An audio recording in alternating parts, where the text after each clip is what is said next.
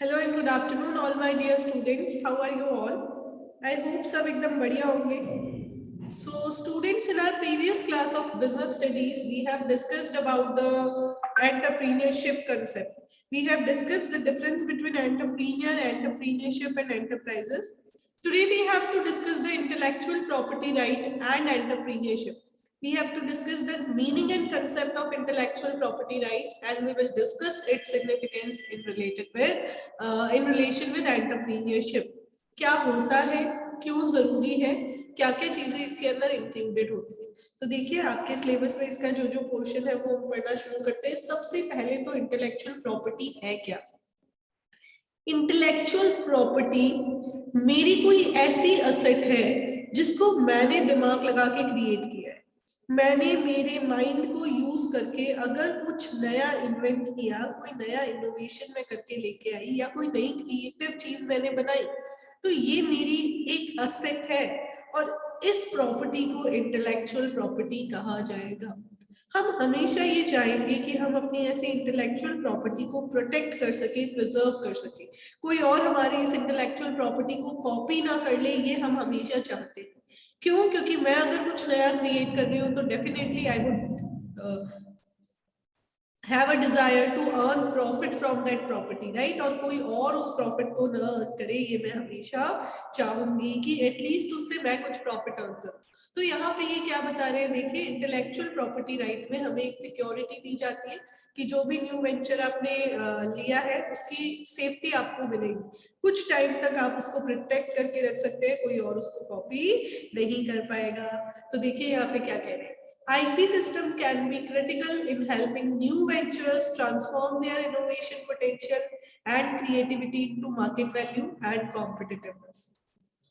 New ventures को मदद करेगा कि जो भी क्रिएटिव चीज वो लेके आए हैं, जो भी नया वो लेके आए हैं, कंपटीशन में वो उसको प्रोटेक्ट करके रख सके और उसके मार्केट वैल्यू उनको मिले. जो भी बेनिफिट उसका मिल सकता है वो बेनिफिट उनको मिले. एक टाइम तक उनकी चीज को कोई और कॉपी ना कर सके. एक ऐसा ड्यूरेशन रहे जिस ड्यूरेशन में वो उसमें अच्छा खासा प्रॉफिट अर्न कर सके.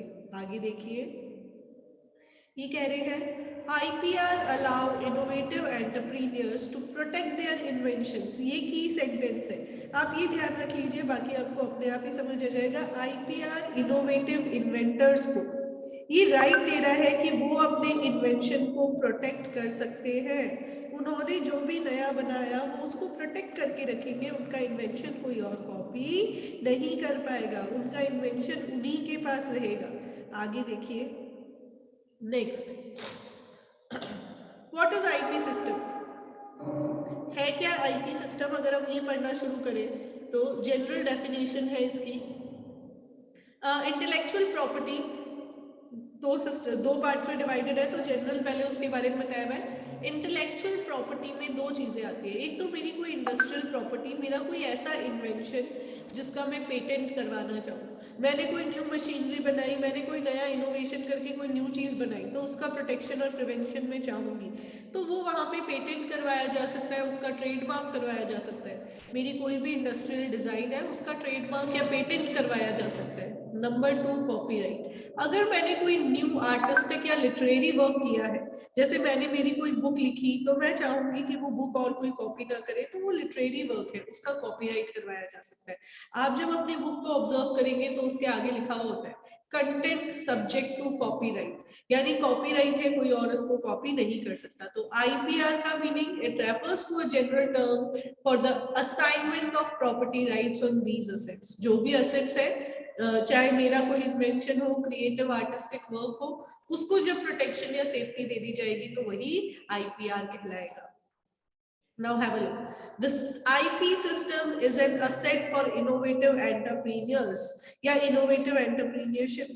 जो भी कुछ नया प्रोड्यूस कर रहे हैं, जो भी कुछ इनोवेशन कर रहे हैं, उनके लिए आईपीआर सिस्टम एक असेट है. उनके लिए आईपीआर एक, हम कह सकते हैं, बहुत बढ़िया असेट है जिसको वो प्रोटेक्ट करके रखना चाहेंगे. इसके पीछे रीजन क्या है? इसके पीछे रीजन ये है कि ये आईपीआर उनको ये राइट देगा कि वो अपनी मार्केट वैल्यू को प्रोटेक्ट करके रखें. तो देखिए क्या कह रहे हैं ये, IPR is very very important and beneficial for innovative entrepreneur in the following way. Number 1, the innovative potential gets market value. अगर मेरे इनोवेशन को इंडस्ट्रियल ये इंटेलेक्चुअल प्रॉपर्टी राइट मिल गया तो उसकी मार्केट वैल्यू इंक्रीज होगी। Next, specially upcoming entrepreneur can bring their name and place in the market with IPR. अगर मैं कोई न्यू एंटरप्रेन्योर हूँ, कोई भी नया एंटरप्रेन्योर मार्केट में आ रहा है और वो चाहता है कि वो मार्केट में अपना एक नाम, अपनी एक इमेज बना सके, तो वो आईपीआर को यूज करके ऐसा कर सकता है। Next, research shows that more than 25% of patent are taken by new and upcoming entrepreneur। जो कुछ नया कर रहे हैं वही लोग तो आईपीआर लेंगे। तो रिसर्च ने भी ऐसा बताया कि जब पेटेंट लिए जाते हैं तो मोर देन 25% ऑफ पेटेंट कौन लेता है? न्यू एंड अपकमिंग एंटरप्रेन्योर्स लेते हैं। Next, IPR gives the entrepreneur property right on intangible assets. जो भी आपकी इंटेंजिबल असेट्स है उन पे आपको एक एंटरप्रेन्योर राइट दे दिया जाएगा कि इनको कोई और कॉपी नहीं कर सकता। Next, IPR gives an edge over your competition and help you to become a leader in your field. IPR in intellectual property right आपको आपके कॉम्पिटिटर से आगे निकलने में हेल्प करेगा। क्यों? क्योंकि your competitor won't be able to copy what you have invented. अगर आपने उसको पेटेंट, कॉपीराइट या फिर ट्रेडमार्क ले लिया है उसका, तो आपका कॉम्पिटिटर उस चीज को कॉपी नहीं कर पाएगा। जब कोई और उस चीज को कॉपी नहीं कर पा रहा है तो definitely you will lead, and when you will lead you will succeed. Next देखिए, आईपीआर के अंदर 3 चीजें आती है। Number 1, copyright. कॉपीराइट का मतलब है मेरा कोई भी वर्क है उसको कोई और मॉडिफाई नहीं कर सकता। जैसे मैंने कोई बुक लिखी, अब मैंने कोई बुक लिखी है, मैं चाहती हूँ कि ये बुक कोई और कॉपी ना कर सके, तो ऐसे में मैं क्या करवा लूंगी? कॉपीराइट करवा लूंगी। तो देखिए क्या लिखा हुआ है, copyright protection gives the copyright holder the exclusive right to copy the work, modify it, that is 15, modify it and distribute, perform and display the work publicly। कोई और उसको नहीं बना सकता है, सिर्फ मेरे पास ये राइट है कि मैं वो काम कर सकती हूँ, मैं इसका मॉडिफिकेशन कर सकती हूँ, और मैं ही क्या कर सकती हूँ, इससे रिलेटेड सारे जो भी इस प्रोडक्ट या फिर जो बुक है, जैसे सपोज किसी बुक की बात कर रहे हैं तो उस बुक को पब्लिश करना, उसके कॉपीज निकालना, ये सारा काम मेरा होगा। इंडिया में आपको ध्यान होना चाहिए कि कॉपीराइट एक्ट जो एप्लीकेबल है वो है द कॉपीराइट एक्ट 1957। कौन सा ईयर बोला मैंने? 1957। ये एक्ट एप्लीकेबल हुआ था 21 जनवरी 1958 से। एक्ट आया कब था? 1957 के अंदर, और एप्लीकेबल कब से था? 1 जनवरी 1957 से। तो आपको ध्यान रखना है इंडियन कॉपीराइट एक्ट 1957 है, और एनेक्टमेंट इसका है, एप्लीकेबिलिटी इसकी है 21 जनवरी 1958 से। अभी रिसेंटली इसमें अमेंडमेंट हुआ है इन द ईयर 2012 के अंदर कॉपीराइट एक्ट में अमेंडमेंट किए गए हैं, यानी कि चेंजेस किए गए हैं। आगे देखिए, पेटेंट। पेटेंट का मतलब है मैंने कुछ भी नोवल आइटम बनाया, मैंने कोई नोवेल्टी बनाई और मुझे लगता है मेरा प्रोसेस या मेरी टेक्नोलॉजी कॉपी हो जाएगी, तो क्या होगा? ऐसे में मैं अपने प्रोसेस को, अपने मेथड को, अपने इनोवेशन को पेटेंट करवा सकती हूँ। क्या करवा सकती हूँ? मैंने जो भी चीज नहीं बनाई, मैं उस जो भी न्यू मैं बना के लेके आ रही हूँ, मेरा जो प्रोसेस है उस न्यू चीज को बनाने का, उसको पेटेंट करवा सकती हूँ। पेटेंट अगर करवा लिया तो 20 इयर्स तक मेरे उस मेथड को कोई और कॉपी नहीं कर पाएगा। देखिए क्या लिखा हुआ है, patent protects processes, methods and inventions that are novel, non-obvious and useful। कोई भी ऐसा मेथड, प्रोसेस या इन्वेंशन जो नोवेल है यानी यूनिक है, डिफरेंट है और यूजफुल है। If granted, a patent gives you monopoly on selling, using, making और importing the invention. The requirement for patent are very complex। बहुत मुश्किल से पेटेंट मिलता है। पेटेंट का एक्ट कौन सा है? The Indian Patent Act 1970। Patent act है 70, और पेटेंट मिलना आसान काम नहीं है। बट एक बार अगर आपको पेटेंट मिल गया तो डेफिनेटली 20 साल तक आपकी डिस्कवरी को कोई और कॉपी नहीं कर पाएगा। जो प्रोडक्ट आप लेके आए हो उस प्रोडक्ट की कॉपी नहीं हो पाएगी, वो आपका यूनिक और डिस्टिंक्टिव आइटम रहेगा, उसकी कॉपी मार्केट में सेल नहीं की जा सकेगी। आपका मेथड जो है वो मेथड आप डिजर्व कर सकते हो। Number 3, trademark.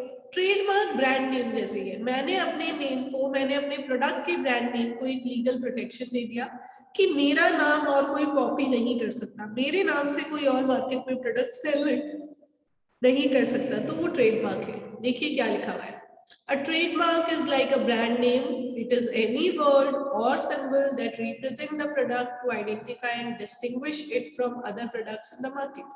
ब्रांड नेम कोई भी नाम, सिंबल या कुछ भी ऐसा है जो आपके प्रोडक्ट को आइडेंटिफाई करने में मदद करेगा, उसको मार्केट के दूसरे प्रोडक्ट से डिस्टिंग्विश करने में मदद करेगा। आगे देखिए एग्जांपल दिया हुआ है, नाइकी का साइन दिया हुआ है कि नेम है और उसका ट्रेडमार्क किया, ये लीगल प्रोटेक्शन है कि ये साइन और कोई कंपनी अपने नाम के लिए कॉपी नहीं कर सकती और कोई भी कंपनी इस साइन को अपने नाम से यूज नहीं कर सकती। तो ये 3 इंटेलेक्चुअल प्रॉपर्टी राइट है जो आपको ध्यान रखना है कि किसी भी इनोवेटिव एंटरप्रेन्योर के लिए जरूरी होते हैं। अगर वो ये तीनों में से कोई राइट ले लेता है तो उसका कोई भी नया इन्वेंशन या जो भी नया आर्टिस्टिक वर्क वो लेके आया है, या जो नया नाम उसने अपने प्रोडक्ट को दिया है, जो नया साइन वो अपने प्रोडक्ट को डिनोट करने के लिए यूज कर रहा है, वो कॉपी नहीं हो पाएगा। ठीक है, वो कंप्लीटली सेफ है, वो कंप्लीटली प्रोटेक्टेड है। आप क्या कर सकते हो, उस नाम से अपनी मोनोपोली पावर क्रिएट करके मार्केट में प्रॉफिट अर्न कर सकते हो। इसी के साथ ये वाला टॉपिक आपका फिनिश हो गया है। क्या क्या पढ़ा है हमने, केवल इंटेलेक्चुअल प्रॉपर्टी राइट होता क्या है, क्यों इंपॉर्टेंट है। अब यहाँ पे एक डेफिनेशन आप लिख लीजिए इंटेलेक्चुअल प्रॉपर्टी की, जो आपकी बुक में नहीं लिखी हुई है। इंटेलेक्चुअल प्रॉपर्टी क्या होता है, मैं आपके लिए एक डेफिनेशन बोल रही हूँ, लिखिए। Intellectual property refers to creations of the mind such as inventions, literary and artistic work, design, symbol, names or images used in commerce। एक बार दोबारा बता देती हूँ क्या बोला मैंने अभी। आपके लिए डेफिनेशन लिखी है, डेफिनेशन बताई है मैंने इंटेलेक्चुअल प्रॉपर्टी की। देखिए क्या डेफिनेशन है, इंटेलेक्चुअल प्रॉपर्टी रेफर्स टू, एक बार मैं स्क्रीन पे आपके लिए लिख देती हूँ ताकि इजी हो जाएगा। Just give me a second.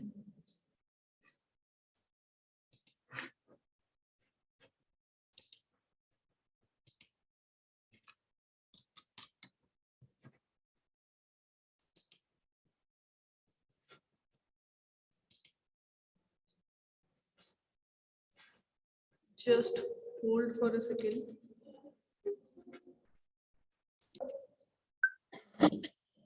Yes, here is the definition.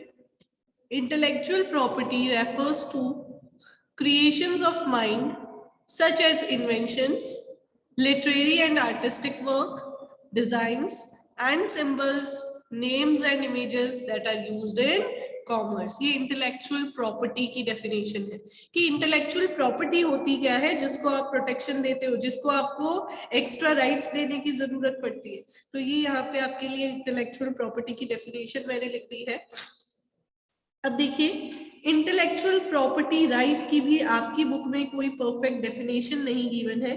Intellectual property right क्या होता है ये यहाँ पे नहीं बता रखा है। तो देखिए मैं आपके लिए इंटेलेक्चुअल प्रॉपर्टी राइट की डेफिनेशन एक बार रीड कर रही हूँ, ध्यान रखिए, आपको ये भी आनी चाहिए डेफिनेशन। क्या है इंटेलेक्चुअल प्रॉपर्टी राइट की डेफिनेशन, सुनिएगा ध्यान से। Intellectual property rights are legal rights that protect the creation. Just give me a second.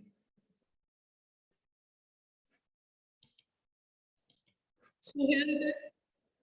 Intellectual property rights are legal rights that protect creations and or inventions resulting from intellectual activity in the industrial, scientific, literary or artistic field The most common IPRs include patent, copyright, marks and trade secrets. Trademark आएगा यहाँ पे, trademarks and trade secrets मैं आपके लिए लिख देती हूँ। क्या कह रहे हैं ये कि कोई भी लीगल राइट या प्रोटेक्शन जो आपको दिया गया है, आपके इन्वेंशन को दिया गया है, जो इन्वेंशन आपने बहुत दिमाग लगा के बहुत मेहनत से किया है, राइट। और इन्वेंशन किसी भी फील्ड का हो सकता है, इंडस्ट्री से रिलेटेड, साइंस से रिलेटेड या किसी लिटरेरी वर्क से रिलेटेड। जो कॉमन इंडस्ट्रियल जो कॉमन आईपीआर है वो देखिए कौन कौन से, इंटेलेक्चुअल प्रॉपर्टी राइट जो है main, patent, copyright, trademark and trade secret, जिसमें हमने पेटेंट, कॉपीराइट और ट्रेडमार्क तो अपने सिलेबस में यहाँ पे कवर भी किया है, राइट। तो आपका आज का टास्क है यहाँ तक की पूरी स्टडी करके रखना, आगे हम पढ़ेंगे नेक्स्ट क्लास में। तब तक के लिए have a nice day, enjoy yourself.